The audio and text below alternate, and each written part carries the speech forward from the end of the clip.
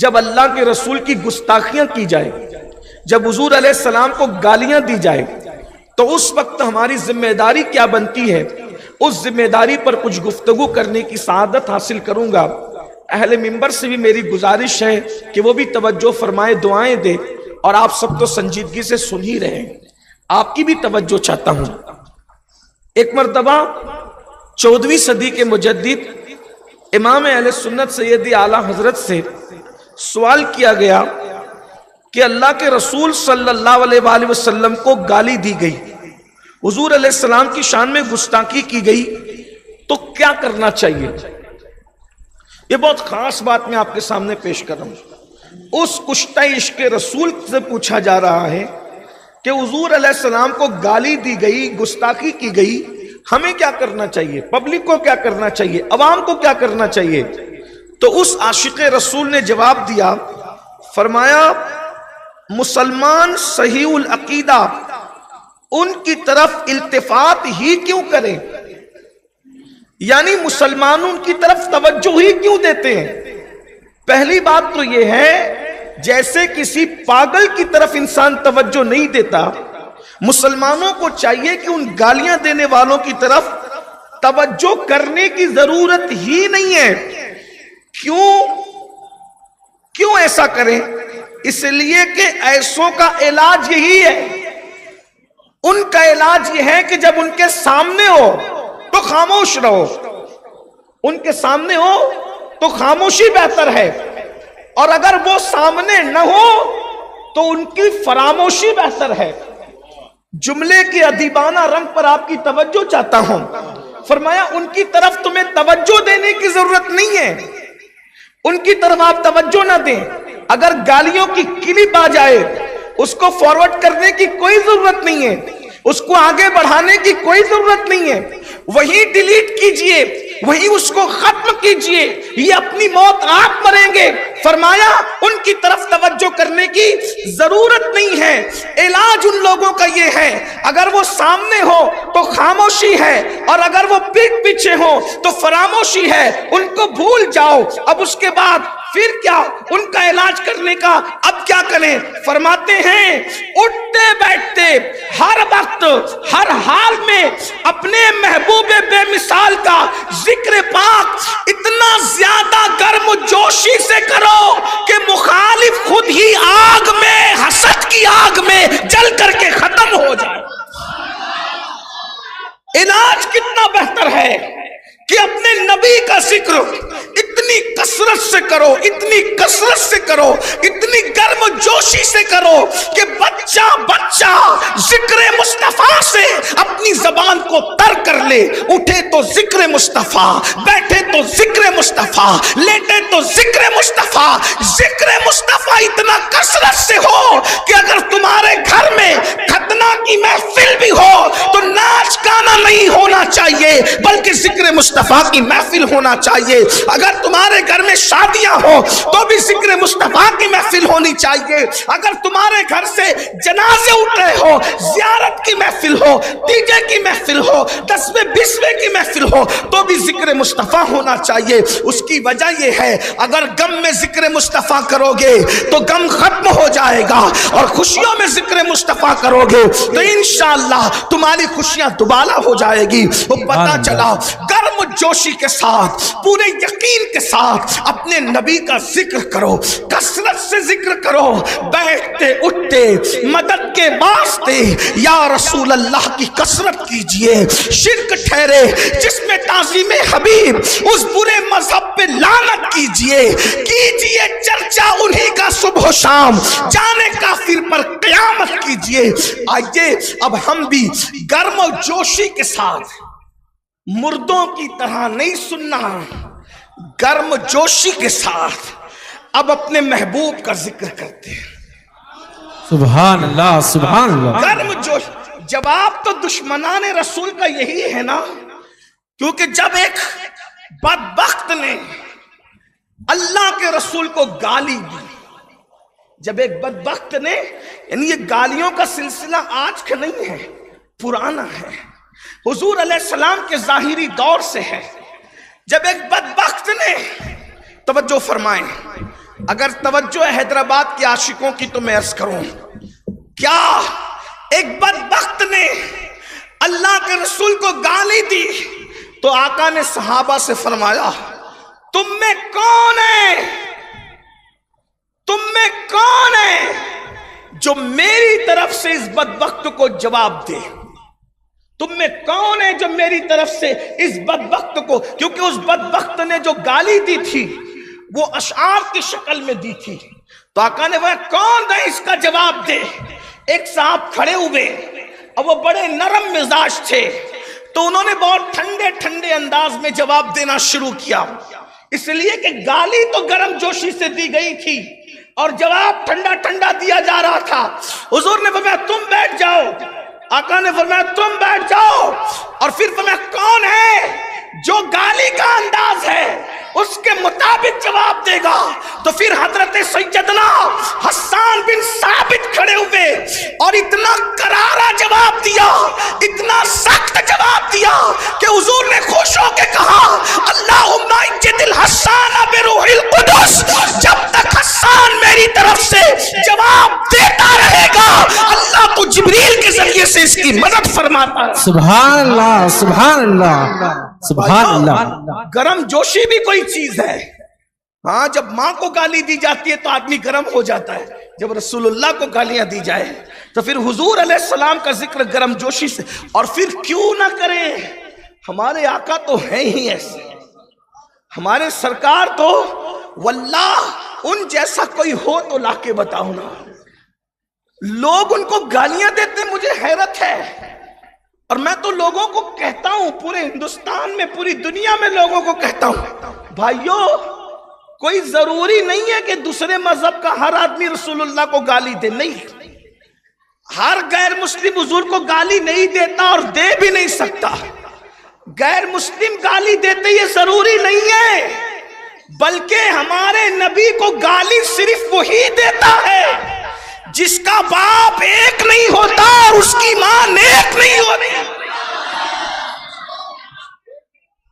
حضور کو جو گالی دیتا ہے وہ حضور کا کیا بگاڑتا ہے؟ چاند پہ تھوکنے سے چاند کا کوئی بگڑتا ہے؟ رسول اللہ کو گالی دینے سے حضور کا کچھ بگڑتا ہے؟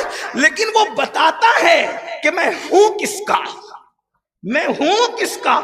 جب گالی دی ایک شخص نے، اس کا نام تھا ولید ابن مغیرہ، یہ میں کوئی جذبات کی بات نہیں کر رہا ہوں، ولید ابن مغیرہ اس نے گالی دی تو اللہ نے اس کے 10 عیب گنائے قرآن میں، سورہ نون والقلم کے اندر 9 گنائے، تو وہ سب جانتا تھا کہ یہ سارے عیب میرے اندر موجود ہے، کیونکہ انسان اپنے آپ کو بہتر جانتا ہے، اپنے آپ سے بہتر کون جانتا ہے۔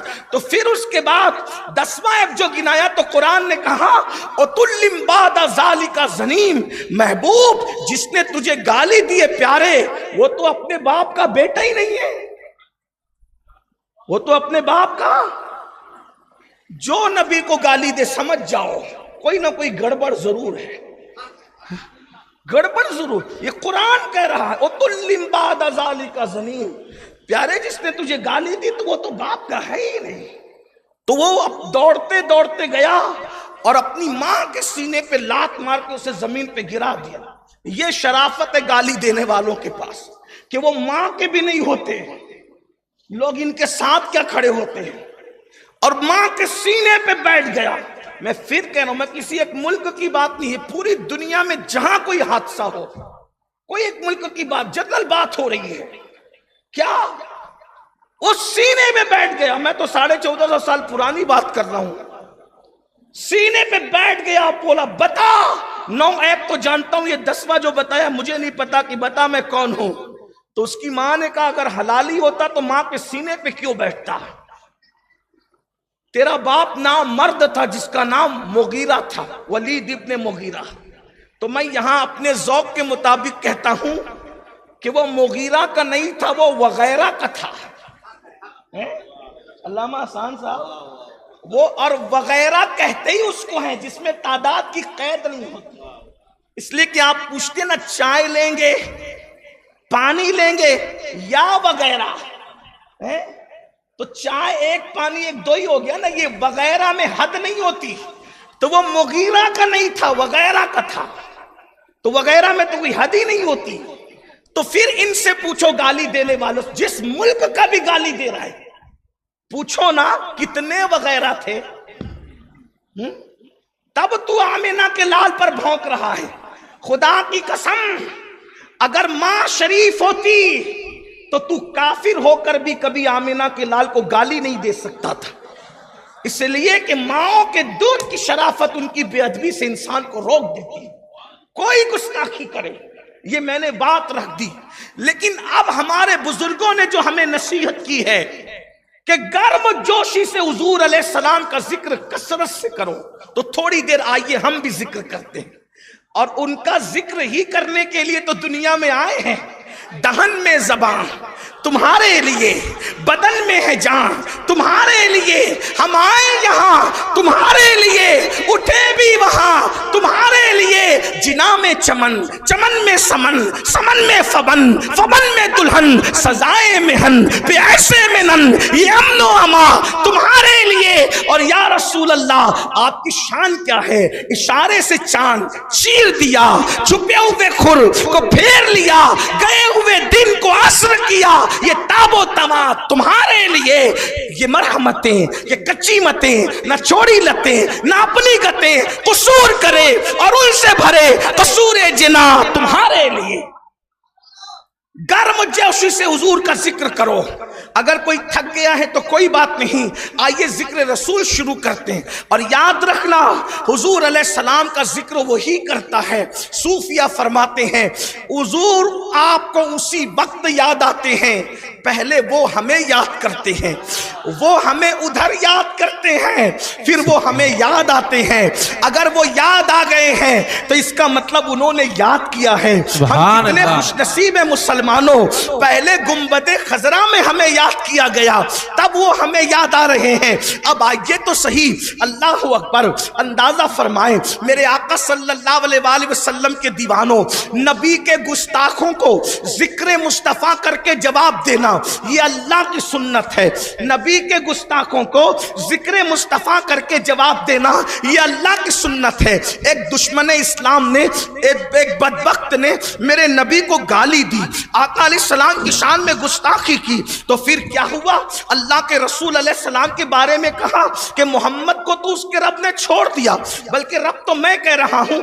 اس ظالم نے یہ کہا کہ محمد کو اس کے شیطان نے چھوڑ دیا. استغفر اللہ، معاذ اللہ، بولو معاذ اللہ، استغفر اللہ. اس بدبخت نے کہا حضور کے دل پر ایک بات آئی، کیا واقعی میرے رب نے مجھے چھوڑ دیا؟ کئی دن تک کے وحی کا نزول منقطع ہو گیا تھا، وحی کا نزول رک گیا تھا کسی حکمت کے تحت. تو ظالم تانا دے گیا کیا اس کے رب نے اسے چھوڑ دیا؟ ادھر خیال آنا تھا کہ محمد کے رب نے اسے چھوڑ دیا. تو حضور کے دل پر دل دکھا، نشتر لگا کیا میرے رب نے مجھے چھوڑ دیا؟ تو اللہ نے جبریل سے کہا جبریل سدرہ پہ رہنے کا وقت نہیں ہے، جاؤ محبوب کے پاس اور یوں کہو والضحیٰ واللیل اذا سجا ما ودعک ربک وما قلی وللآخرۃ خیر لک من الاولی ولسوف یعطیک ربک فترضی. اللہ اکبر. چاشت کی قسم، رات کی قسم، لیکن اس شاک ترجمہ کرتے محبوب تیرے چمکتے ہوئے چہرے کی قسم، تیری زلفوں کی قسم، ہائے ہائے تیرے چہرے کی قسم. اللہ جس کے چہرے کی قسم اٹھائے وہ چہرے والضحیٰ مصطفیٰ ہے. ارشاد ہوتا ہے تیرے چمکتے چہرے کی قسم، تیری زلفوں کی قسم. اور پھر کہا رب کا، تیرے رب نے، ہائے ہائے ہائے پوری دنیا کہتی ہے میرا رب. گارنٹی ہے کسی کو کہ قبول کیا اس نے؟ لیکن اللہ کیا کہتا ہے تیرا رب. محبوب میں تو تیرا رب ہوں. سب کہتے ہیں میرا رب، لیکن میں کہتا ہوں کہ میں تیرا رب ہوں. یہ تیرے رب کو سمجھو. کیسا نبی ہم نے پایا ہے، کیسا نبی ہم نے پایا. کوئی نبی بھی ان جیسا نہیں ہے، کوئی رسول بھی ان جیسا نہیں ہے، کوئی فرشتہ بھی ان جیسا نہیں ہو سکتا. آگے وقت رہا اور اگر آپ سننے جیسا سنیں گے تو میں عرض کروں گا کہ میرا نبی کیسا ہے، ہمارا نبی کیسا ہے. اللہ اکبر. اللہ فرماتا ہے رب کا، تیرا رب. اس کو صرف سمجھانے کے لیے کرو، ملانے کے لیے نہیں۔ ایک انسان کے کئی بچے ہوتے ہیں، ان میں سب سے پیارا جو ہوتا ہے، سب بچے کہتے ہیں میرے ابو، میری امی، لیکن جو سب سے پیارا ہوتا ہے باپ کہتا ہے میں تیرا باپ ہوں نا، تم میرا